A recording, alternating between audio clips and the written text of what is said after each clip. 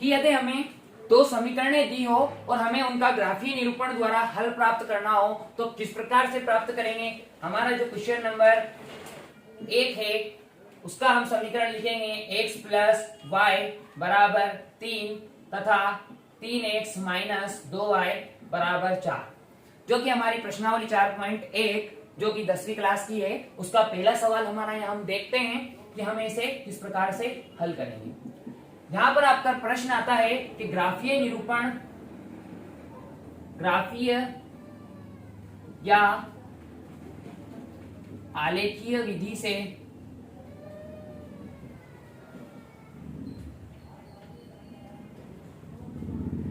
समीकरण युग्म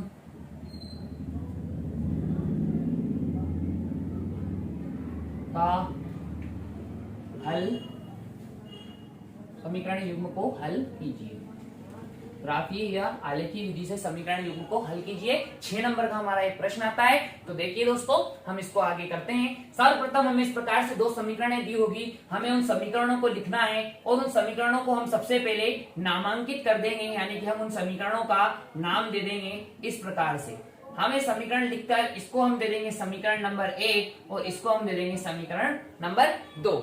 अब यहाँ पर हम एक एक समीकरण को हल करेंगे, उससे मान प्राप्त करेंगे, सारणी बनाएंगे और सारणी को फिर हम ग्राफ पर अंकित करेंगे। एक एक स्टेप को आप देखते जाइए, हम हल करते हैं। सर्वप्रथम समीकरण नंबर 1 को, समीकरण 1 को हल करने पर हमारी जो समीकरण 1 है हम उसे लेंगे x प्लस वाई बराबर 3। यहाँ हम एक चर राशि का मान लिखते जाएंगे और हमारे पास दूसरी चर राशि का मान आता जाएगा। यहाँ पर दोस्तों हमें एक चर का मान अपने मन से मानना है तथा दूसरे चर का मान हमारे पास आता जाएगा। जैसे मैं यहाँ देखता हूं, यदि मैं x बराबर 0 रखता हूं, x बराबर 0 रखने पर, यदि हम यहाँ x बराबर 0 रखते हैं तो 0 प्लस वाई बराबर 3, यानी कि y का मान हमें प्राप्त हो जाता है 3। ठीक है दोस्तों, ये पहला मान हमने रखा। दूसरा, हम यदि इसी समीकरण में x बराबर 1 रखने पर हम x का मान 1 रखते हैं। यदि हम इस समीकरण 1 में x का मान 1 रखते हैं तो हमारे पास 1 प्लस वाई बराबर 3, यानी कि y बराबर हमारा जो प्राप्त होगा, जो हमारा 1 होगा पक्षांतरण में बराबर के उधर जाएगा तो 3 माइनस 1, यानी कि हमें यहाँ y का मान जो प्राप्त हुआ y बराबर 2। इसी प्रकार से हम यहाँ पर, आप चाहे तो 2 मान भी निकाल सकते हैं, लेकिन मैं आपको 3 मान निकालना सिखाऊंगा दोस्तों कि तीसरा मान हम कैसे निकालेंगे। तो हमने इस प्रकार से सबसे पहले 1 मान रखा, फिर x बराबर हमने 1 रखा। अब यहाँ हम x बराबर क्या रखेंगे दोस्तों, x बराबर 2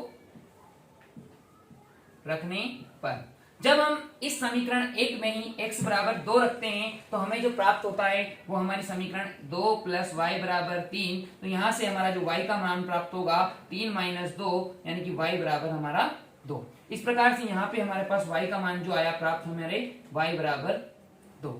ओके दोस्तों, इस प्रकार से जो हमने मान रखे कि x बराबर हमने सबसे पहले 0 रखा, फिर x बराबर हमने यहाँ पर 1 रखा, फिर x बराबर हमने यहाँ पर 2 रखा, और जो हमारे पास y के मान जो प्राप्त हुए हैं इनसे हम एक सारणी प्राप्त करेंगे। दोस्तों उस सारणी को मैं आपके पास यहाँ पर बना रहा हूं। मैं यहाँ पर जो हमारी सारणी प्राप्त हुई है, जो मान हमने प्राप्त हुए हैं और जो मान हमने रखे हैं, उन मानों को मैं एक सारणी के अंदर सारणीबद्ध कर दूंगा। सबसे पहले हमें इस प्रकार से एक सारणी बनानी है दोस्तों, और इस सारणी में हमारे जो ऊपर वाला मान होंगे वो होंगे हमारे पास x के मान और नीचे हम रखेंगे y के मान। इस प्रकार से हमने जब 3 मान निकाले हैं तो हम 3 डिब्बों की हम एक सारणी बनाएंगे। सबसे पहले हमने x का मान दोस्तों रखा 0। x का मान 0 रखने पर हमारे पास y का मान प्राप्त होता है 3। उसी प्रकार से जब हम x का मान रखते हैं 1, तब हमारे पास y का मान दोस्तों प्राप्त होता है 2।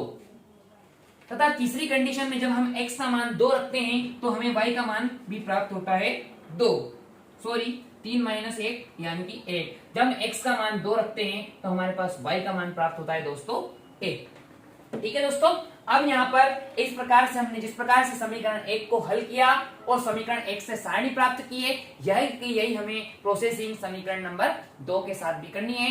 हम यहाँ पर समीकरण 2 को भी इसी प्रकार से हल करेंगे। समीकरण 2 को हल करने पर, यहां पर मैं आपके सामने समीकरण 2 को हल करूंगा। सबसे पहले समीकरण 2 हम लेंगे जो कि हमारी थी 3x माइनस 2y बराबर 4। ठीक है दोस्तों, यहां पर भी हम एक चर का मान रखते जाएंगे और दूसरे चर का मान हमारे पास आता जाएगा। यहां पर मैं सबसे पहले x बराबर वही 0 रखने पर, जब मैं x बराबर 0 रखूंगा तो 3 के पास यहां पर 3 के गुणा में 0 माइनस 2y ऐसा का ऐसा बराबर 4 भी ऐसा का ऐसा। जब 3 का गुणा 0 से होगा तो ये हमारी आगे वाली कंडीशन तो 0 हो जाएगी, आगे वाली स्टेप 0 हो जाएगी और माइनस 2y बराबर हमारे को प्राप्त होगा 4। जब यहां से हम y का मान प्राप्त करेंगे तो 4 बटे जो माइनस का 2 है हमारा वो भाग में चला जाएगा, यानी कि हमें यहां से y का मान जो प्राप्त होगा वो प्राप्त होगा माइनस का 2। यानी कि हमने जब x बराबर 0 रखा तो हमें y का मान प्राप्त हुआ 2। अब हम रखेंगे x बराबर 1। दोस्तों अब यहाँ पर हमारी कंडीशन थोड़ी सी डिफिकल्ट आ जाती है कि हम यहाँ पर क्या मान रखें। आप सोच रहे होंगे सर आप रखे जा रहे हो मान, तो हम यहाँ क्या मान रखें कि हमारे पास जो समीकरण का युग्म हो या समीकरण में हमारे जो दूसरे चर का मान आए वो हमारे पास पूरी एक पूर्णांक संख्या प्राप्त हो। तो यहाँ हमें इसके अकॉर्डिंग मान रखते हैं कि हमारा जो दूसरा चर है उसका मान भी हमें पूर्णांक के रूप में प्राप्त हो, ताकि हमें कोई प्रॉब्लम नहीं आए, हमें ग्राफीय निरूपण करने में कोई दिक्कत नहीं आए। ठीक है दोस्तों, तो यहाँ पर जैसे हम 1 रखेंगे तो 3 एकम 3, जब 3 हमारा उधर जाएगा तो ये हो जाएगा 4 माइनस 3। 4 माइनस 3 का मतलब होता है 1, और 1 के बटे में जब हमारा 2 जाएगा तो हमारा जो मान प्राप्त होगा 1/2, जो कि हमें ग्राफीय निरूपण में हमें दिक्कत देगा। ठीक है दोस्तों, हम कर सकते हैं, हम ग्राफीय निरूपण में यदि हमारे पास 1/2 प्राप्त हो जाता है तो उसको 0.5 के रूप में भी कर सकते हैं, लेकिन हमें जहां तक हो सके ऐसे मानों को रखना है कि हमारे पास पूर्णांक के रूप में संख्या प्राप्त हो। तो दोस्तों अभी मैं आपको पूर्णांक के रूप में ही सिखा रहा हूं, आगे जब हमारे सवाल आएंगे तो मैं आपको पॉइंट के रूप में भी मान रखना सिखाऊंगा। तो देखिए दोस्तों, अभी हम यहाँ पर x बराबर 1 नहीं रख के यहाँ पर हम रख के देखते हैं x बराबर 2। x बराबर 2 रखने पर, जब यहां पर मैं समीकरण नंबर 2 में x बराबर 2 रखूंगा तो 3 इंटू 2 माइनस 2y बराबर 4। 3 दूना 6 माइनस 2y बराबर 4। जब हमारा 6 उधर जाएगा तो माइनस 2y बराबर 4 माइनस 6, तो माइनस 2y बराबर 4 में से 6 गए माइनस के 2, तो y बराबर जो हमारा प्राप्त होगा माइनस से माइनस कैंसिल हो जाएगा 2/2 यानी कि 1। जो हमारा y का मान हमें प्राप्त हुआ y बराबर 1। ओके दोस्तों, तो हमने x बराबर 2 रखा तो y का मान हमारे पास प्राप्त हुआ 1। इसी प्रकार से हमें एक मान और निकालेंगे। अब यहाँ पर हम x बराबर क्या रखें दोस्तों कि हमारे पास जो y का मान आए वो भी हमें एक पूर्णांक संख्या मिले। तो देखिए दोस्तों, हम यहाँ पर क्या रखें, क्या हम 3 रख सकते हैं? क्या हम 3 रख के देखेंगे? 3 तारीख 9 जब हमारा 4 के पास जाएगा तो 4 माइनस 9 यानी कि माइनस का 5 में 2 का भाग जाएगा, हमारे पास पूर्ण संख्या प्राप्त नहीं होगी। हम यहाँ पर और अगर चर रख के देखेंगे, 4 रख के देखेंगे, 3 चौक 12। जब 12 हमारा उधर जाएगा तो हमारे पास 12 में से 4 माइनस 12 यानी कि हमारे पास प्राप्त होगा माइनस का 8, और माइनस के 8 में 2 का भाग देंगे यानी कि हमें प्राप्त होगा 4। तो दोस्तों यहाँ पर हम रखेंगे x बराबर 4 रखने पर। जब x बराबर 4 रखेंगे हम इस समीकरण में तो 3 इंटू 4 माइनस 2y बराबर 4। दोस्तों 3 चौक 12 माइनस 2y बराबर में 4। जब हमारा माइनस 2y बराबर 4 है, जब 12 हम उधर पक्षांतरण करेंगे तो माइनस के 12 माइनस 2y बराबर 4 में से 12 गए माइनस के 8, तो y बराबर जब हम प्राप्त करेंगे माइनस से माइनस कैंसिल हो जाएगा तो हमारा जो 8/2 हमें प्राप्त होगा। यहाँ अपना माइनस से माइनस कट जाएगा आपका, तो हमारा पर y बराबर जो प्राप्त हुआ है 2 चौक 8 यानी कि y बराबर 4। हमने रखा था x का मान x बराबर 4 रखने पर y बराबर हमारे पास प्राप्त होता है 4। इस प्रकार से हमने यहाँ पर दूसरी समीकरण से भी 3 हल प्राप्त करे। इन तीनों हल से हम एक सारणी और प्राप्त कर लेंगे।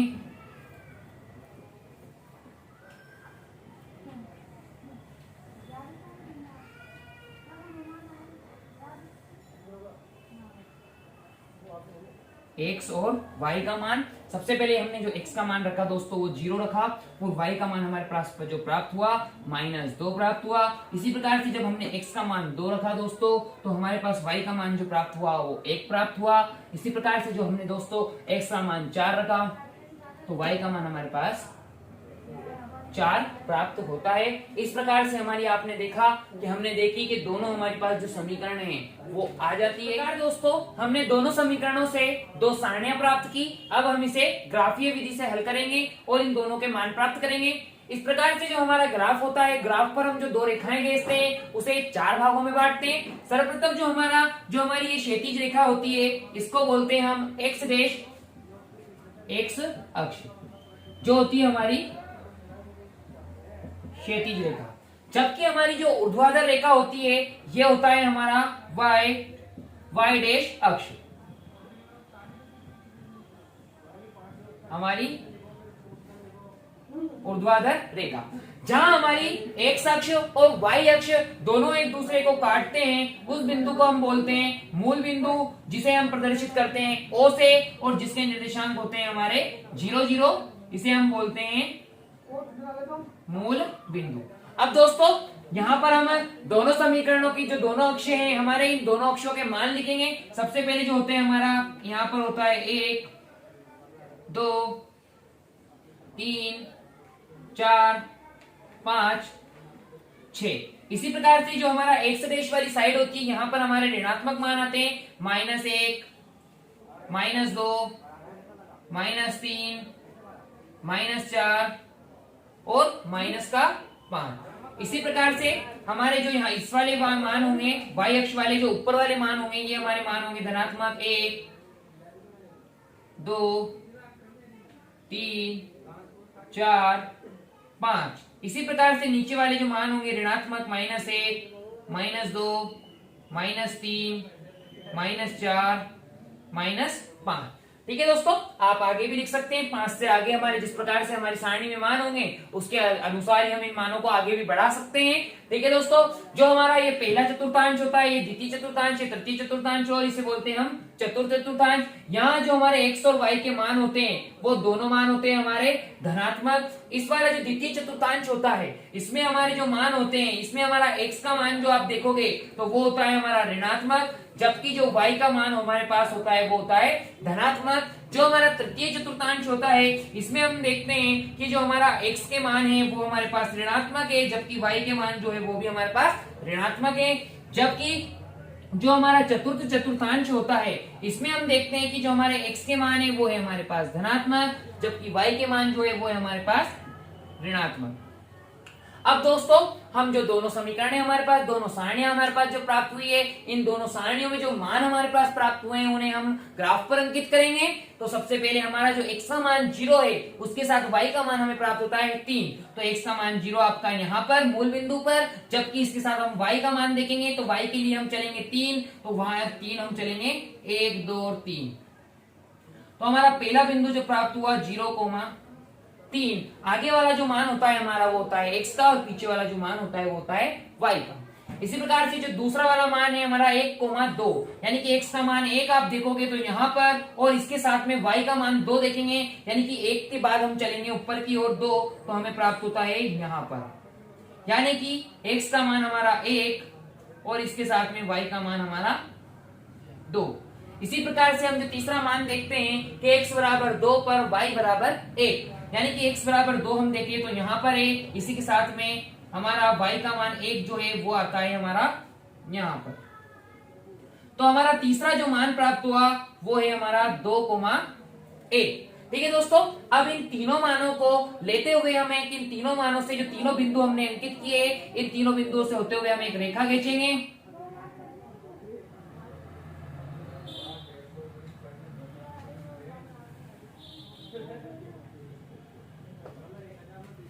अब जो हमारी ये रेखा प्राप्त हो गई, ये हमारी समीकरण 1 की जो सारणी थी उससे हमने रेखा प्राप्त करी। तो इस समीकरण पर हम नाम लिख देंगे। इस रेखा पर क्या है हमारी समीकरण x प्लस y बराबर 3।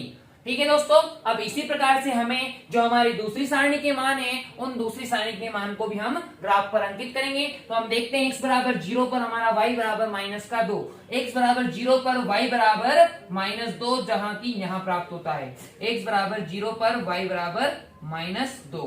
ठीक है दोस्तों, मैं इस साइड लिख देता हूं, x बराबर 0 पर y बराबर -2। ओके दोस्तों, दूसरा मान जो है हमारा x बराबर 2 पर y बराबर 1। तो x बराबर 2 हमारे कहां दिख रहा है कि x बराबर 2 पर y बराबर 1, ये y बराबर 1, यानी कि यही बिंदु हमें दूसरी सारणी में भी प्राप्त होगा। तीसरा बिंदु हम देखते हैं x बराबर 4 पर y बराबर भी हमारा 4, x बराबर 4 आप देखेंगे ये, और y बराबर 4 के लिए हमें चलना पड़ेगा ऊपर, यानी कि हम देखते हैं कि हमारा लगभग बिंदु हमें जो प्राप्त होगा वो होगा इस जगह पर,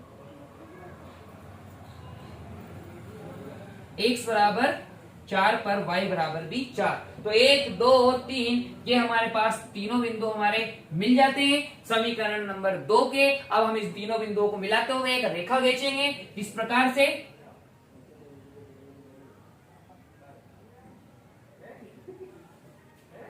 जो हमारी ये रेखा प्राप्त हुई है वो समीकरण 2 की रेखा थी। अब हम इस पर भी मान लिख देंगे कि हमारी समीकरण है 3x - 2y बराबर 4। तो इस प्रकार हमने देखा दोस्तों कि जब हमारे पास दोनों समीकरण जो दोनों रेखाएं हैं वो दोनों रेखाएं एक दूसरे को 2,1 पर प्रतिच्छेद करती है। तो दोस्तों मैं यहां पर लिख दूंगा साइड में, या इसके आपको नीचे नीचे भी लिखना होता है कि दोनों रेखाएं